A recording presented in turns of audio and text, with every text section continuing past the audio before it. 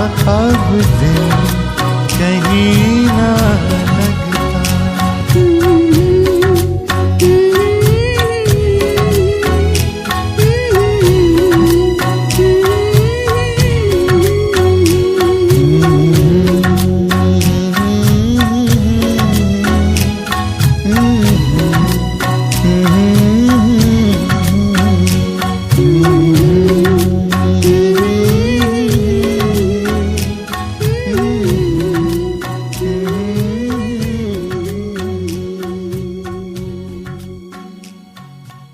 ओम शांति।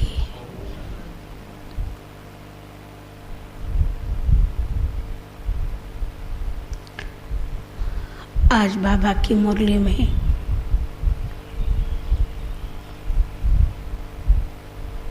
पहले महावाक्य से लेकर के पूरी मुरली में बाबा ने बच्चों को चेक करने के लिए कहा था।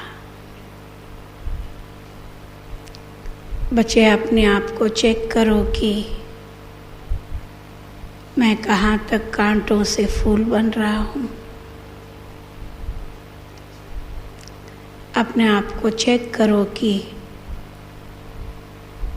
मैं कितनों को अपने समान आप समान बनाया है।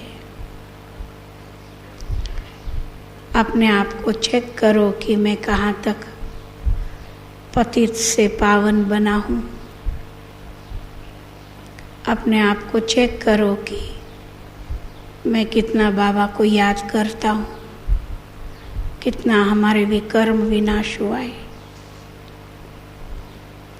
इस प्रकार से आज पूरी मुरली में बाबा ने ये स्वनिरीक्षण का, स्वयं का चेकिंग का अटेंशन खिंचवाया है। तो पुरुषार्थ माना केवल योग लगाना नहीं, केवल मुरली सुनना नहीं, साथ साथ स्वयं ही स्वयं को सदा परीक्षा करते रहना, देखते रहना कि बाबा जो कुछ कहते हैं वो सारी बातें क्या मैं करता हूँ तो कब कहाँ तक करता हूँ, कितना परसेंटेज करता हूँ। ये स्वर निरीक्षण जो है इसी को वास्तव में पुरुषार्थ कहा जाता है। जैसे आज बाबा ने कहा कि बच्चे तुम कांटों से फूल बन रहे हो, कल तुम फूलों की दुनिया में चले जाओगे। बाबा आए हैं कांटों के जंगल से फूलों का बगीचा बनाने के लिए। तो फिर बाबा ने पूछा अपने को चेक करो कि मैं कहाँ तक फूल बना है। क्योंकि बगीचे में फूल होता है ना, जंगल में कांटे होते। फूल सुख देने वाली चीज है और कांटे दुख देने वाली चीज है। फूल बनना अर्थात अपने अंदर सारी सुख देने वाली चीज़ों को, सारे सुख देने वाली गुणों को अपने अंदर धारण करना, इसी को बाबा कहते हैं फूल। जैसे लक्ष्मी नारायण, राधे कृष्ण जैसा देवताओं को बाबा फूल कहते हैं क्योंकि वो बहुत सुख देता है। लक्ष्मी नारायण अथवा राधे कृष्ण का केवल चित्र, निर्जीव मूर्ति भी अनेकों को सुख देता है। तो जब एक पत्थर की मूर्ति अथवा हाथ से बनाया हुआ पिक्चर किसी को इतना सुख दे सकता है, इतने उनकी मन को खुशी दे सकता है, तो हम बाबा के बच्चों को कांटों से फूल बनना अर्थात सभी को सुख देने को सीखना, तो हमने कहाँ तक सुख देना सीखा है। मुझे याद आता है हम बहुत छोटे थे, नए नए सेंटर में गए थे, तो हम जिस दादी के पास रहते थे, दादी कचहरी करती थी और सुनाती थी कि बाबा हमारा कचहरी करता था। हम सोचते थे ये कचहरी वचेरी क्या चीज़ होता है। तो हम जब सब बहनें, हम 20-22 बहनें एक साथ रहते थे, सबको बिठा करके योग भी करा करके दादी फिर प्रश्न पूछती थी, चेक करो आज सारा दिन में आपने किसी को दुख तो नहीं दिया। ज़रूरी नहीं बोलों से हम दुख देते हैं, हो सकता है अपने व्यवहार से भी किसी को दुख मिल सकता है, अपने उठने बैठने से किसी को दुख मिल सकता है, अपना देखने से किसी को दुख मिल सकता है, अपना सोचने से किसी को दुख मिल सकता है। समझ रहे हैं ना आप? नहीं समझ रहे? हो सकता मेरी सोचने से, सोचने का जो वाइब्रेशंस मेरे अंदर बनता है, वो वाइब्रेशन अगर सामने वालों को पहुंचता है तो भी उनको अपने से दुख मिल सकता है। तो हम मनसा वाचा कर्मणा किसी को सुख देने लायक बने हैं या अभी भी दुख दे रहे हैं, ये चेक करो। आज आपने किसी को दुख दिया तो हम बोलते थे हमने नहीं दुख दिया। तो फिर दादी पूछती थी दूसरों से, इसने किसी और को दुख देते हुए किसी ने देखा? वो तो सच बताएंगे, बरोबर। मैं अगर किसी को दुख दिया, मैं अपने आप को छुपाने के लिए झूठ बोल सकती हूँ, नहीं दादी मैंने कभी किसी को दुख नहीं दिया। परंतु मैंने किसी को दुख दिया हुआ देखने वाले तो 100 लोग रहते हैं ना, वो तो सच बोल सकते हैं ना। इसीलिए दादी डायरेक्टली ना पूछ करके थर्ड पर्सन से पूछते थे कि आपने इनको दुख देते हुए आप में से किसी ने देखा? तो वो सच बोल देते थे, जी दादी इसने ऐसा किया इसीलिए इसको दुख हुआ, वगैरह वगैरह वगैरह। इस प्रकार से हमारी कचहरी होता था। फिर दादी बैठ करके हमको समझाती थी, ये करना पाप होता है, ऐसा नहीं करना होता है, ये भी देहाभिमान होता है। कभी कभी हमसे पूछते थे आज किसको देहाभिमान आया वो हाथ उठाओ, हम थोड़ी हाथ उठाते थे, हम बोलते थे नहीं हम बाबा को याद करते थे, ऐसे ही बोलते थे। फिर दादी बोलती थी अच्छा आज सारा दिन में आपको अपने लौकिक माता पिता की याद आई? हम बोलते थे हाँ, ये क्या है? हम छोटे तो थे, तो दादी बोलती थी आज सारे दिन में कोई ना कोई बात में आपको रोना आया? हम बोलते थे हाँ मैं इस बात के लिए रोई। फिर ये क्या है? देहाभिमान तो इसका बाप है क्या? दादी ऐसे हमसे पूछती थी। बस इस प्रकार से दादी हमारे कचहरी करती थी। खैर आज तो हमें कचहरी करके अपने अंदर करने वाले कोई है ही नहीं, अगर करेंगे तो भी हमको ईगो हर्ट होगा। अगर कोई हमसे पूछेगा कि तुमने दुख दिया ये तुमको नहीं करना चाहिए, तो मुझे मेरा ईगो हर्ट होगा। मैं कहेंगी नहीं ये हमको ऐसा क्यों पूछा, क्योंकि ये ज़माना कचहरी करने का नहीं।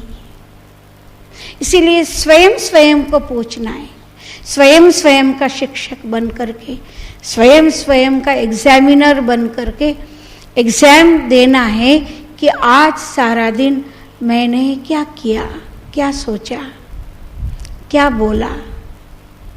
मेरे बोलने से किसी कोई हर्ट तो नहीं हुई, मेरे देखने से किसी को कोई हर्ट तो नहीं हुआ, मेरा ऐसा सोचने से किसी को हर्ट तो नहीं हुआ, ये आज कोई हमसे बोलने वाला नहीं, ये हर एक अपने आप से पूछना चाहिए। दूसरी बात, फूल सुख देने वाली चीज है, तो हम कितनों को सुख देते हैं। जिनसे जिनको सुख मिलता है उनके मुख से, उनके दिल से उसके लिए दुआएं निकलती है, भाई ये सुखी रहे, इसने हमको इतना सुख दिया, भगवान तुम्हारा भला करे, तुमने हमारे को इतना सुख दिया।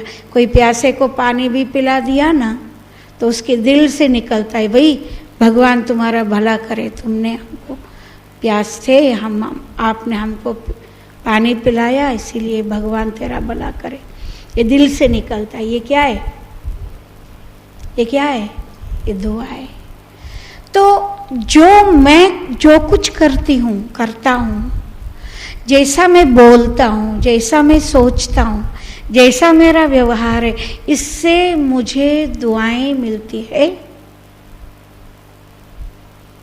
तो मैं फूल बनने के लिए लायक हूँ।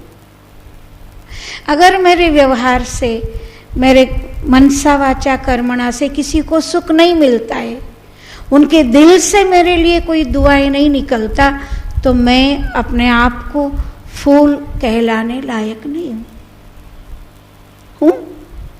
नहीं।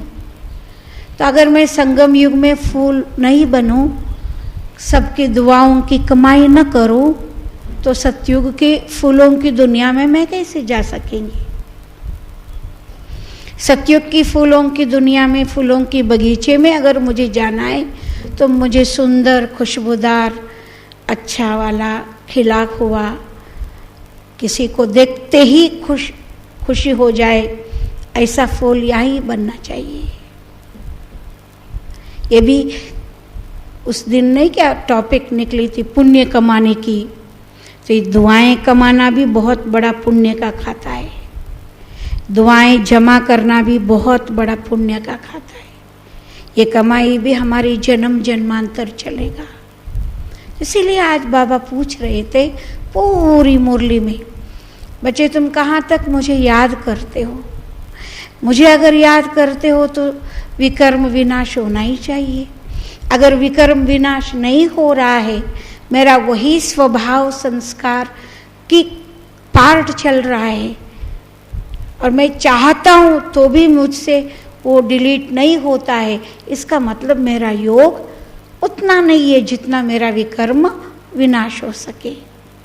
तो मुझे बाबा को और ज़्यादा याद करना चाहिए और तप करना चाहिए। एक होता है याद करना, एक होता है योग लगाना, एक होता है तप करना।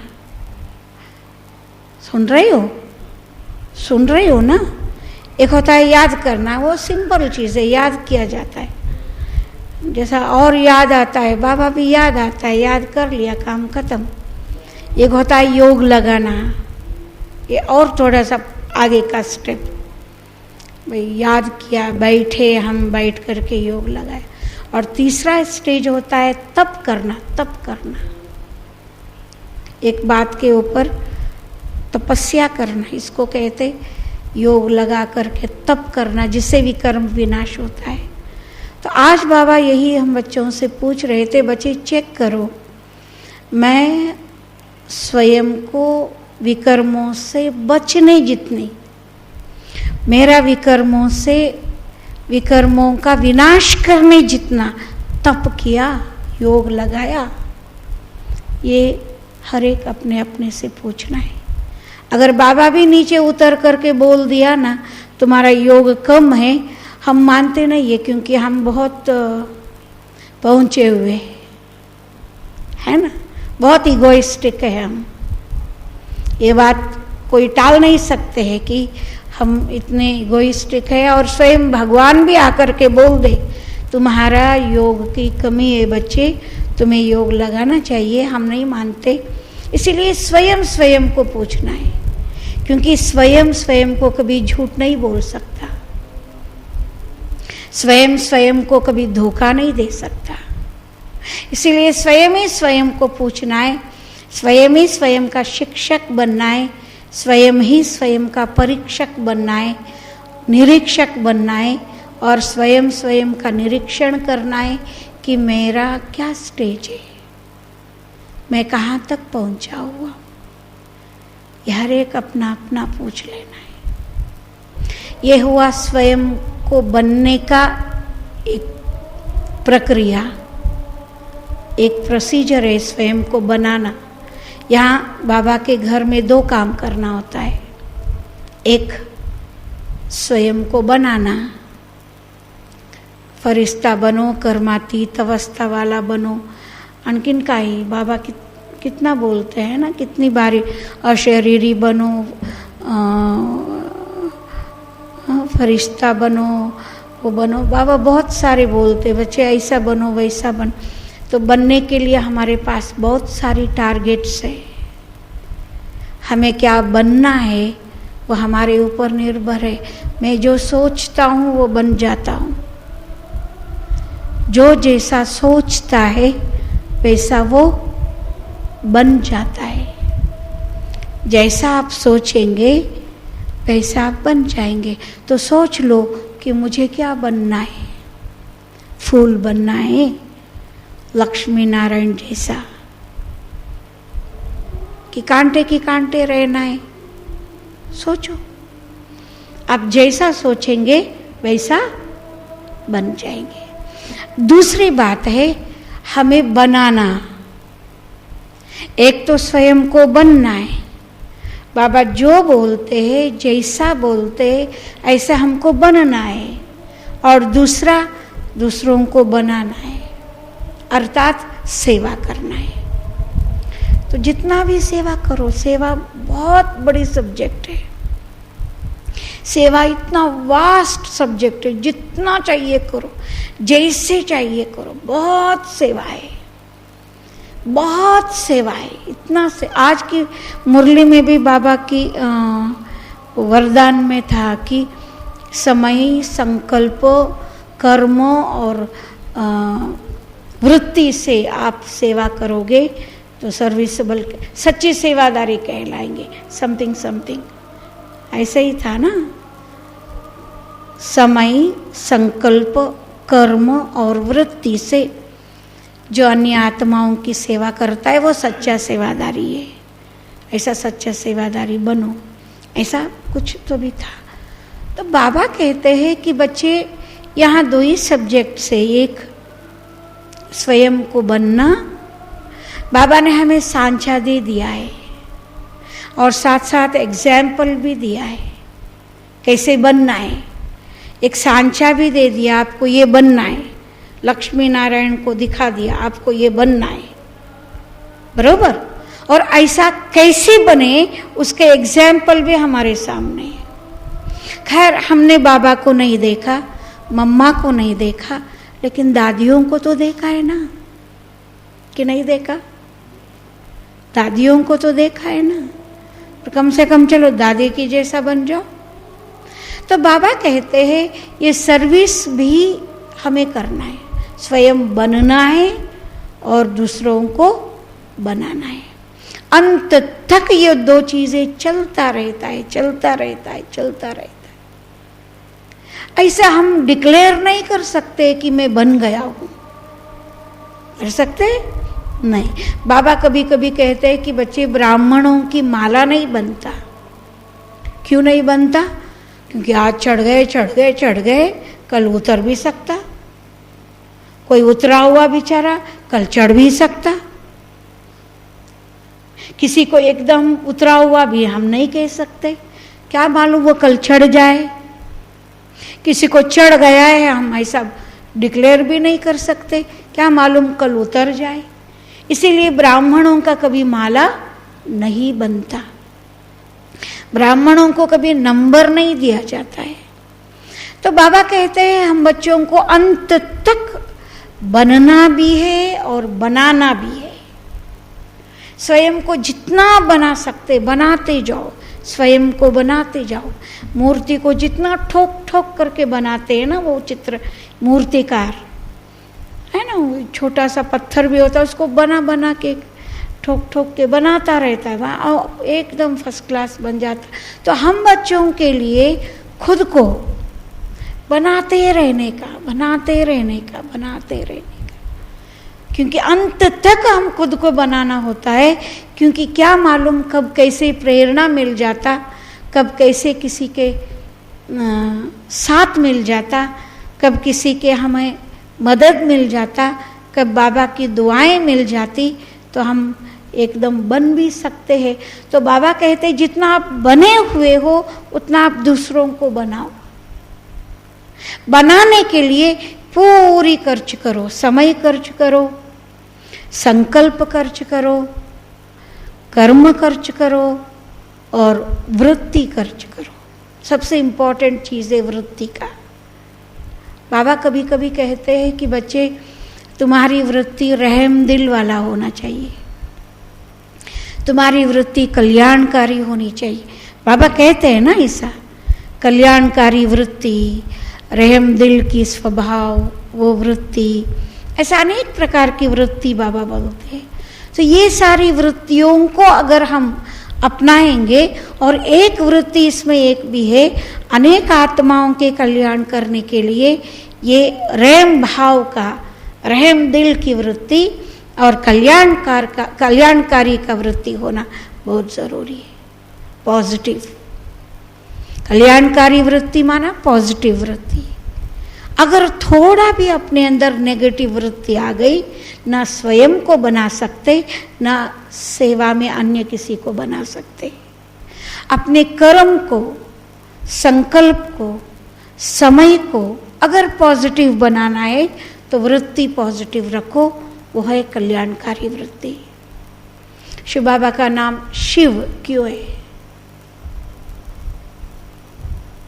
शिव का अर्थ है कल्याणकारी।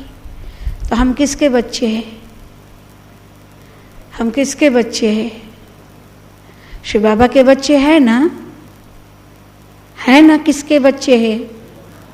शिव बाबा के बच्चे हैं ना? तो जब हमारा बाप कल्याणकारी है तो हम क्या है? हमें अपनी वृत्ति को कल्याणकारी रखना है। कोई कैसे भी हो, हमारे सामने 1000 प्रकार के व्यक्तित्व चलता है, अनेक प्रकार की पर्सनालिटीज हम देखते, कोई कैसे, कोई कैसे, कोई कैसे, कोई बहुत पॉजिटिव, कोई बहुत नेगेटिव, कोई मध्यम, कोई यूं, कोई यूं, कोई यूं, कोई कैसे, कोई कैसे, पर सभी को साथ लेते हुए, सभी के साथ खुद रहते हुए, खुद को भी कल्याणकारी बनाओ और कल्याणकारी वृत्ति रखो, पॉजिटिव वृत्ति रखो, ताकि हम सेवा कर सकते हैं। अगर हमारे मन में पॉजिटिविटी नहीं होता, पॉजिटिव मनोवृत्ति नहीं होता है, तो हम सेवा नहीं कर सकते। न संकल्प से कर सकते, न समय से कर सकते, न कर्म से कर सकते, नहीं। इसीलिए वृत्ति इम्पोर्टेंट है, कल्याणकारी बनाना, सेवा वृत्ति करना, सेवा की वृत्ति मन में रखना, ये सबसे इम्पोर्टेंट है। जब सेवा की वृत्ति हमारे मन में होगा तो हम सेवा भी कर सकते हैं। देखो शिव बाबा आए हैं हम सभी की सेवा करने। शिव बाबा कितना प्यार से हमारी सेवा करता है, रोज करता है, रोज करता है, करता है ना कि नहीं करता है? रोज परम धाम से आते हैं बच्चों को पढ़ाने के लिए, रोज पढ़ाता है, एक दिन भी एब्सेंट नहीं होता है, रोज बाबा पढ़ाता है। मुझे याद आता है बाबा साकार जो थे ना, जिस दिन बाबा को अव्यक्त होना था ना, बाबा पूरा सेवा करके अव्यक्त हुई।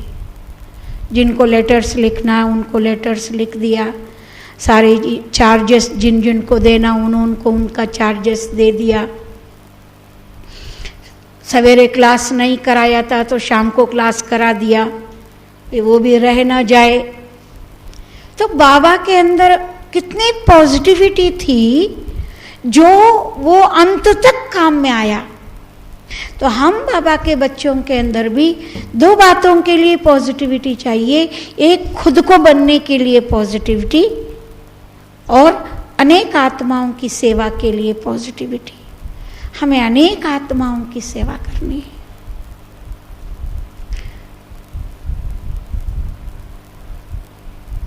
इसी कोरोना के सिलसिले में जब से सारी वर्ल्ड में ये कोरोना का हवा घूम रहा है, सभी देश के बाबा के बच्चों को, भारत के बाबा के बच्चों को, सब देश के बाबा के बच्चों को मनसा सेवा का हवा लग गए ना। तो मनसा सेवा एक दिन करके पूरा नहीं हो सकता है। एक तो मनसा सेवा करने के लिए हमारी मन इतना एलिजिबल चाहिए, इतना लायकी चाहिए, मन की वो लेवल चाहिए जिससे हम मनसा सेवा कर सकते। उठ सुट बैठ करके मैं मनसा सेवा करता हूँ, श्री बाबा सबका कल्याण करो, हो गया, नहीं हो सकता। इसमें हमारी मन की स्थिरता जितना होता है, मनसा सेवा के लिए 2-4 बातें ज़रूरी है। नंबर 1, मन बहुत क्लियर चाहिए, प्योर चाहिए। जितना मन की प्योरिटी ज़्यादा रहता है, मन की क्लैरिटी ज़्यादा रहता है, उतना मनसा सेवा कर सकते हैं। अगर मनसा सेवा करना है, मैं वृत्ति की बात बता रही हूँ, अगर मनसा सेवा करना है, मन की वृत्ति मन की एक खिड़की है। मन के बहुत सारी खिडकियां आहे, तुम्हाला नाही माहिती? मी एक दिवस तुम्हाला सांगणार आहे ते दूसरा। ये वृत्ति, मनोवृत्ति जिसको हम कहते हैं ना, ये मन की एक खिड़की है। तो अगर हम वृत्ति से सेवा करना चाहते हैं, आज जैसा बाबा ने मुरली में कहा था, वृत्ति से सेवाधारी अगर बनना हो तो मन को क्लीन, प्योर, क्लियर रखना है। मन को इतना प्योर और क्लियर रखना है जो बाबा की संकल्प को मैं जान सकूं। समझ रहे हो आप? किसी व्यक्ति को समझना बड़ा मुश्किल है।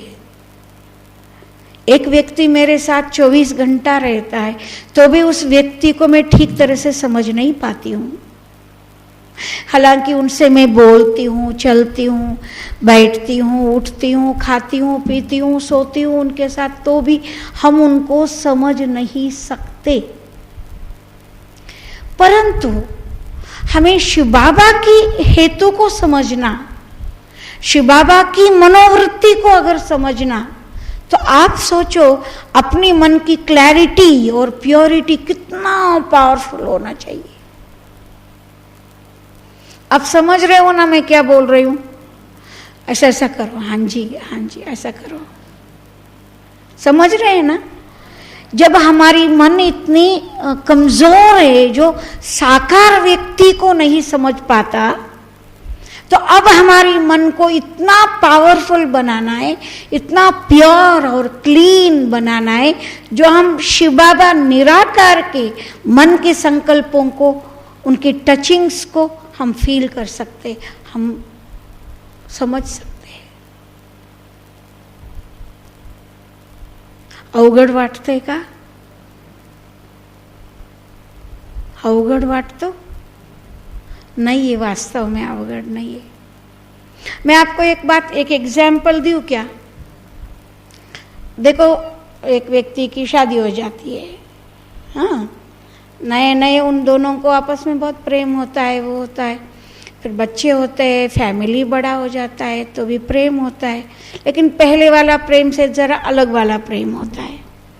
फिर दोनों बहुत थोड़ा सा वृद्धावस्था आता है, दोनों की प्रेम होता है, पर वो तीसरी और प्रकार का होता है, और थोड़ा सा हो जाता है। समझो शादी होकर के 50 साल हो गया, 50-60 साल हो गया, दोनों अभी भी है, एक का 90 वर्ष, एक का 85 वर्ष, समझो ऐसा, तो भी उनमें इतना प्यार रहता है, इतना प्यार रहता है. वो म्हातारी तिथं असणार आहे आणि म्हातारा इकडं असणार आहे. तर म्हातारीला माहिती आहे, तर म्हातारीला विचारा चहाची वेळ झाली पाहिजे का त्यांना. ते म्हातारी ओळखती है, ते म्हातारीच्या मनात काय चालतो का, प्रेम से. समझ गए ना. तो हमारे अंदर बाबा के प्रति इतना प्यार, इतना लव, इतना मैच्योर्ड लव होना चाहिए, जो आज हम बाबा से हम दूर नहीं है. हम कभी बाबा से दूर नहीं हो सकते हैं. बाबा हमारे साथ सदा रहता है. तो बाबा के मन के अंदर क्या चल रहा है, बाबा की मन के अंदर मुझे क्या करना है वो चलता है. वो मुझे टचिंग्स मिलना चाहिए. उतना हमारे मन क्लीन और क्लियर और मैच्योर्ड होना चाहिए. वो होता है प्यार से. ऐसे जब बाबा से प्यार होगा तो वृत्ति हमारी क्लीन क्लियर हो जाता, मन हमारा एकदम साफ क्लीन हो जाता, तो मनसा सेवा कर सकते. नहीं तो मनसा सेवा करना कोई मासी का घर नहीं है. दूसरा, मनसा सेवा करने के लिए मन क्लीन चाहिए, क्लियर चाहिए. दूसरा, मन भरा हुआ चाहिए, भरपूर चाहिए. मन को खुद के लिए कुछ चाहिए न होना चाहिए. अगर मन को खुद के लिए कुछ चाहिए होता है, वो विश्व के लिए कुछ नहीं कर सकता है. तो वो क्या करेगा मनसा सेवा. मन खुद के लिए ही अभी चाहना रख रहा है, मुझे ये चाहिए, वो चाहिए, वो चाहिए, वो चाहिए, वो मेरे लिए ऐसा होना चाहिए, वो मेरे लिए ऐसा होना, त्यांनी माझ्याशी असं वागणूक दिलं पाहिजे, त्यांनी असं माझ्याशी असं बोललं पाहिजे, त्यांनी असं केलं पाहिजे. काही पाहिजे पाहिजे असेल तर, तो क्या मैं विश्व की सेवा, मनसा सेवा कर सकती हूँ? नहीं.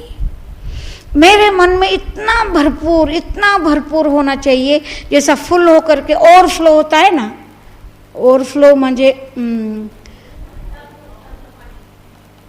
बघा ते काहीतरी म्हणतात,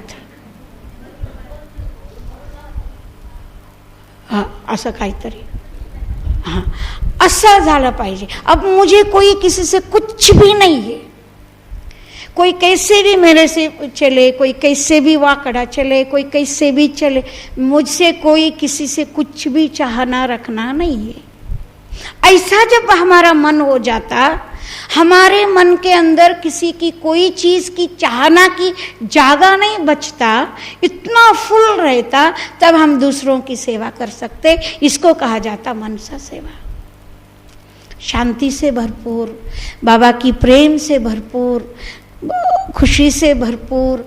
आणखीन तुम्हाला माहिती है ना बाबा का कितना खजाना है.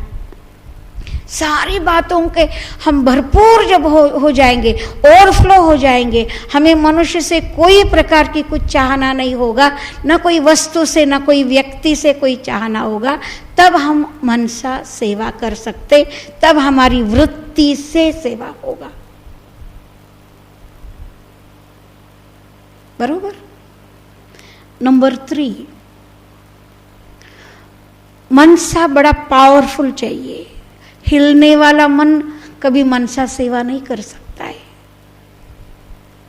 मेरा ही अगर मन हिल रहा है तो हम मनसा सेवा क्या कर सकते? कर सकते? नहीं कर सकते. मैं कभी कभी आप लोगों को बोलती रहती, योग में भी बोलती हूँ, इस पिक्चर के ऊपर आप कंसंट्रेट करो.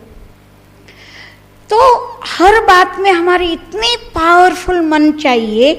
मैं जितना टाइम उस पिक्चर का, उस सोच का मैं जितना टाइम अपने मन में रखना चाहती हूँ, उतना टाइम मेरे मन में वही सोच होना चाहिए. तब समझो मेरा मन पावरफुल, डगमगाने वाला नहीं है.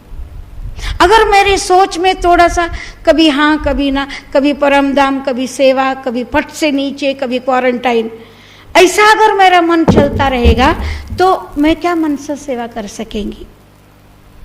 कर सकेंगी नहीं। तो मन पावरफुल चाहिए, कंप्लीट ब्रेक लगाया हुआ मन, नो हलचल।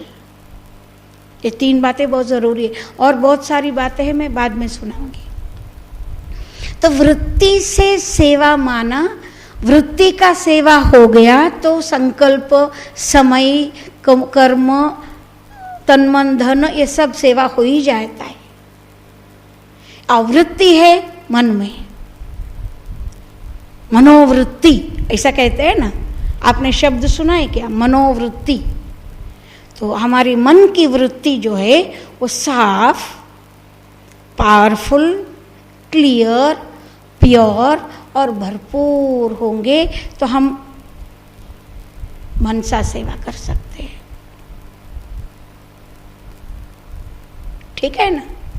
तो हम वास्तव में हमने मनसा सेवा वहाँ से शुरू किया है, मधुबन से, जब से लेकर के ये कोरोना सिलसिला चालू हुआ है। लेकिन यथार्थ रीति से, ठीक ढंग से हमने मनसा सेवा करना कब से शुरू किया, वो आप अपना अपना चेक कर लो। अगर इस प्रकार से नहीं किया हुआ है तो अभी से लेकर के हम करना शुरू कर देंगे। बहुत समय हो गया है, सॉरी। तो अब हम मनसा सेवा का शुरुआत करेंगे। 7:30 के बाद भी अगर 5 मिनट लेंगे तो चलेगा ना? हाँ। तो मैं क्लास अभी बंद कर लेती हूँ। अब हम योग में बैठेंगे। मैं उस दिन का आपको याद दिलाती हूँ, जैसे उस दिन हम पूर्वज बन करके बाबा के साथ बैठ गए थे और बाबा के साथ बैठ करके सारी आत्माओं को देखते थे। उल्टा वृक्ष याद आ रहा है? नहीं आ रहा है? परम धाम में उल्टा वृक्ष है, ऊपर शिव बाबा है और शिव बाबा के साथ मैं बैठी हूँ और नीचे सारी आत्माएं, कलयुग के अंत तक की आत्माएं मेरे सामने हैं, मेरे सामने बैठे हुए सारी आत्माओं को मैं बाबा के साथ बैठ करके ये पावरफुल वाइब्रेशंस दे रही हूँ। ट्यूब्स द्वारा पानी जा रहा है, प्रेम का, शांति का। ये फिर ये चित्र फिर से आप अपने सामने लाओ। आज हम चैतन्य आत्माओं को बाबा का ये संदेश देंगे। वास्तव में परम धाम में बोलना नहीं होता है, होता है कि शरीर ही कहाँ है जो आप संकल्प कर सकते हो। तो यहाँ संकल्प कर लो कि हे आत्माएं, आप सब मेरे भाई हो, आप सब मेरे बाबा के बच्चे हो। हाँ, आप भूल गए हो कि आप निराकार भगवान के बच्चे हैं, या आप भूल गए हो।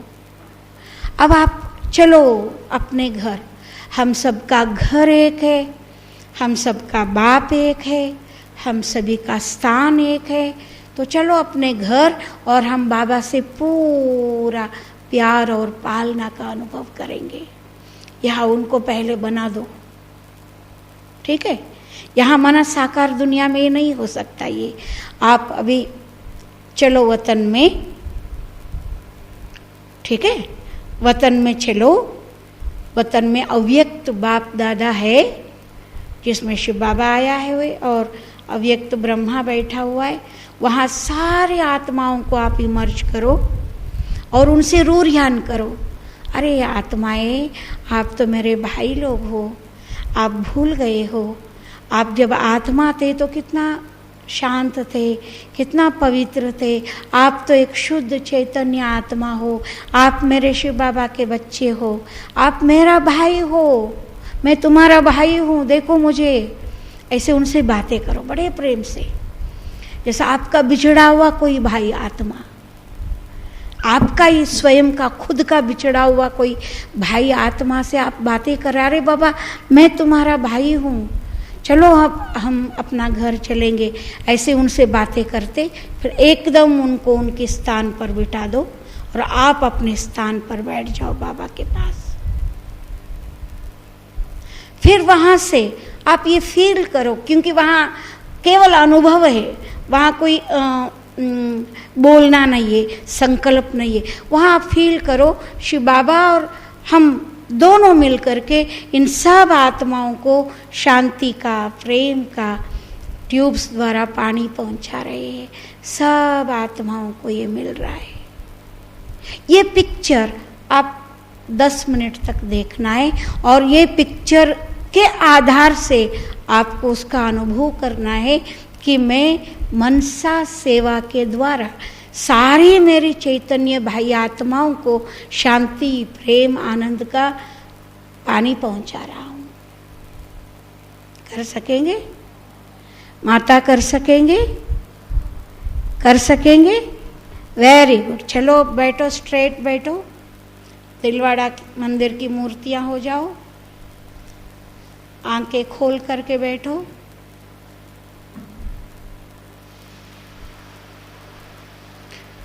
दीर्घ श्वास लो,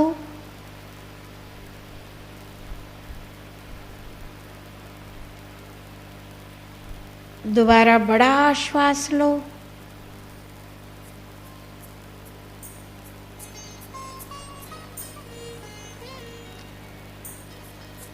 और एक बार बड़ा श्वास लो,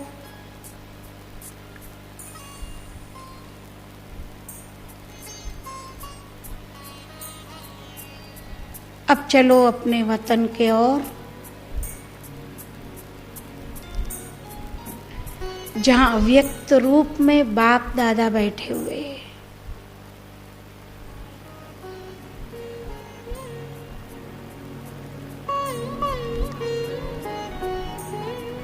वहां सब आत्माएं रूपी भाइयों को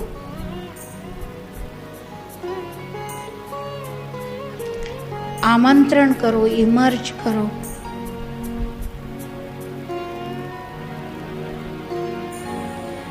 और उनसे रूरियान करो बाबा के साथ बैठ करके।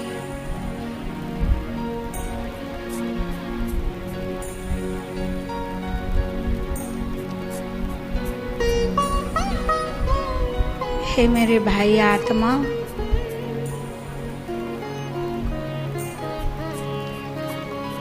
आप तो हमारे निराकार बाप के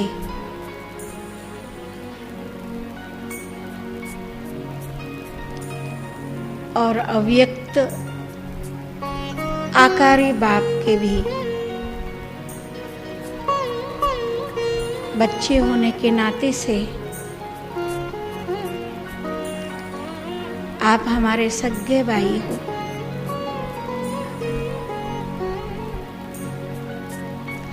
आप जरा पहचानो ना, मैं आपका भाई हूं।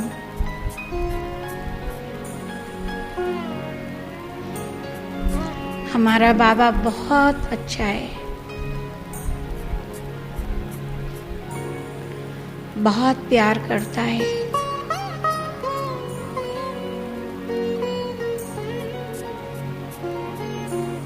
बाबा के साथ में बहुत आनंद आता है।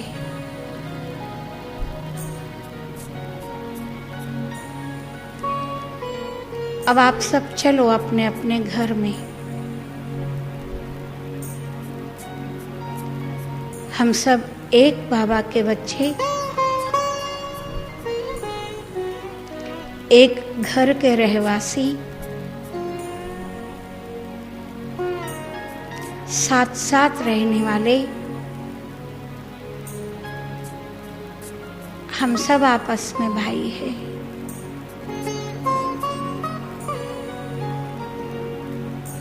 जैसे हमारा बाबा बिंदु है,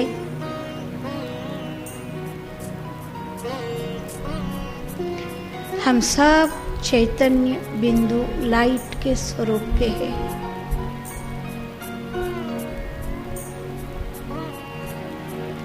चलो हम सब अपने घर पहुंच जाएंगे।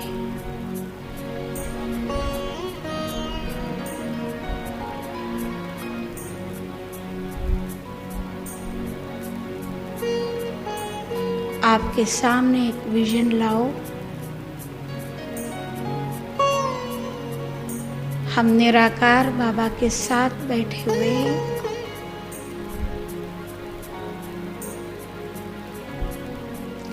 बाकी सब आत्माएं बिंदु स्वरूप में अपने अपने स्थान पर टिके हुए।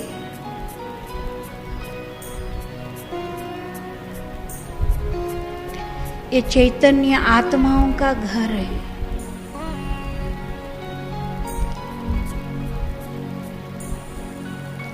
चैतन्य आत्माओं का वृक्ष है।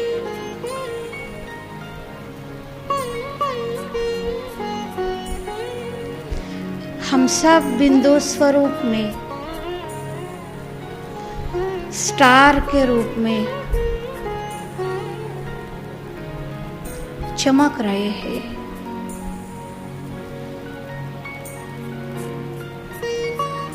हम सब आत्माएं चैतन्य हैं। बिंदु रूप में अपने अपने स्थान पर टिके हुए हैं।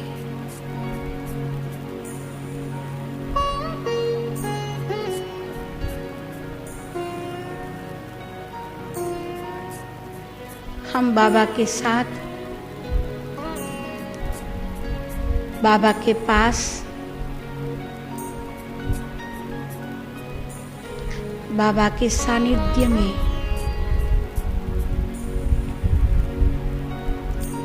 साथ में बैठे।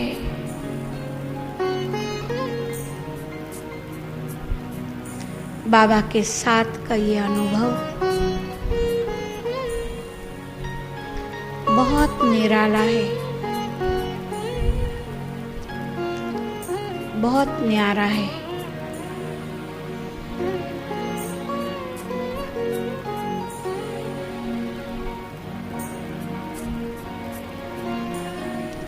अब हम बाबा के साथ साथ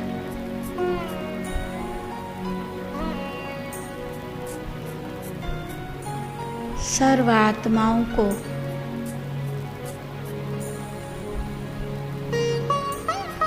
सच्चे शांति का,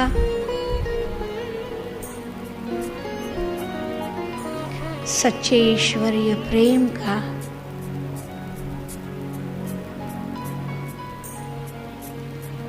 ईश्वरीय साथ का,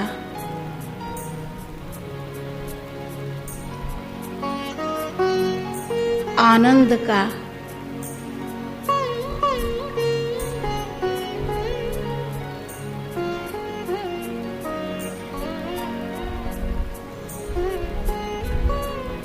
इन खजानों से सभी आत्माओं को भरपूर कर रहे हैं।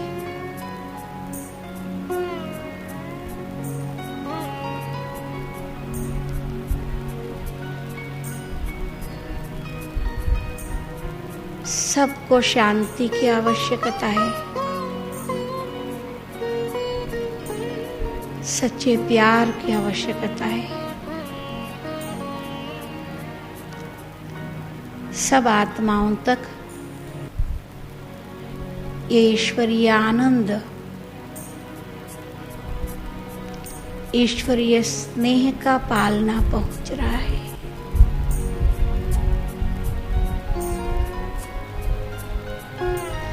कुछ क्षणों के लिए क्यों न हो, आत्माएं एकदम शांत ठंडे हो गए।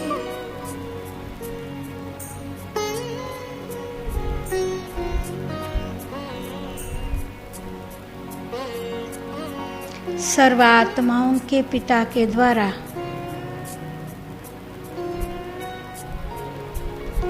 सर्व आत्माओं को उनका हक, मुक्ति और जीवन मुक्ति का वर्षा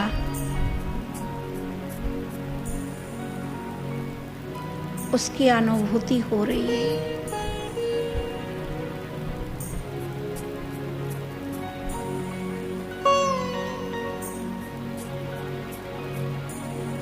सभी आत्माओं को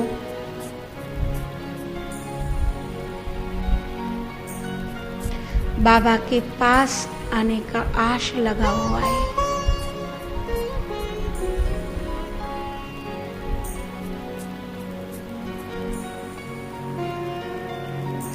ईश्वरीय स्नेह के प्यासी आत्माओं को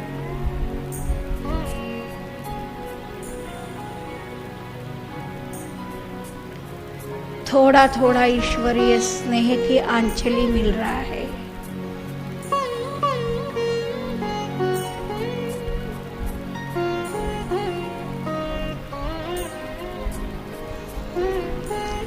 मेरा बाबा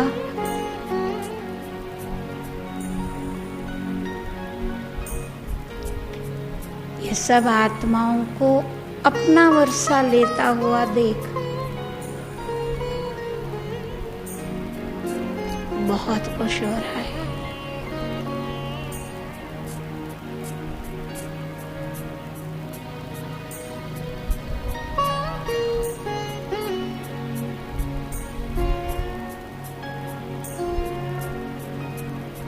सर्वात्माओं को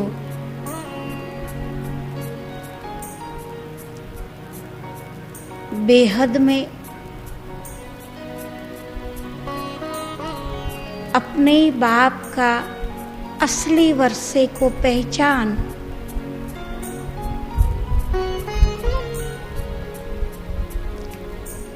अपना हक अधिकार को प्राप्त करते हुए कितने खुश हो रहे हैं।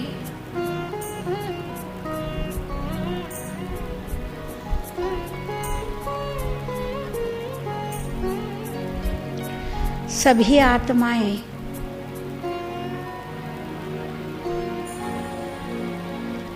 मुक्ति का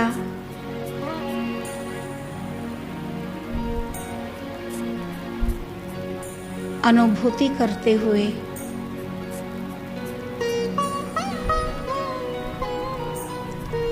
स्वतंत्रता का अनुभव करते हुए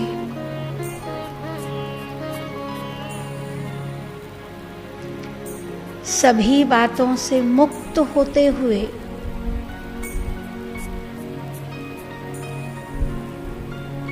स्वयं बहुत खुश हो रहे हैं।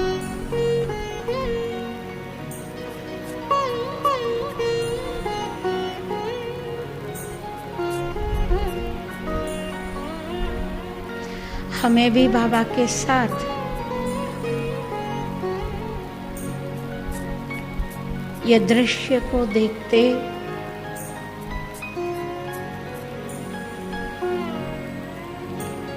बाबा के साथ का अनुभव करते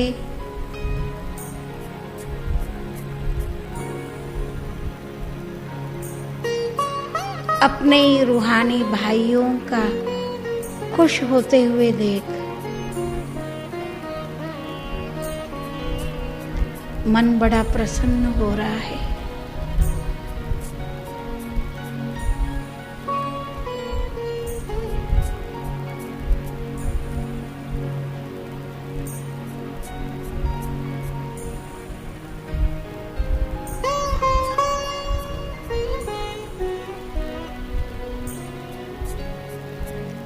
बाबा का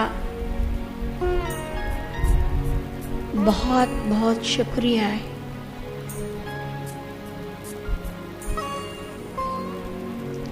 कि बाबा हमें इस सेवा के लायक समझ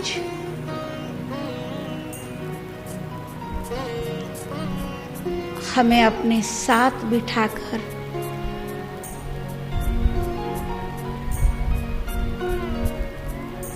इस मन को यूज करते हुए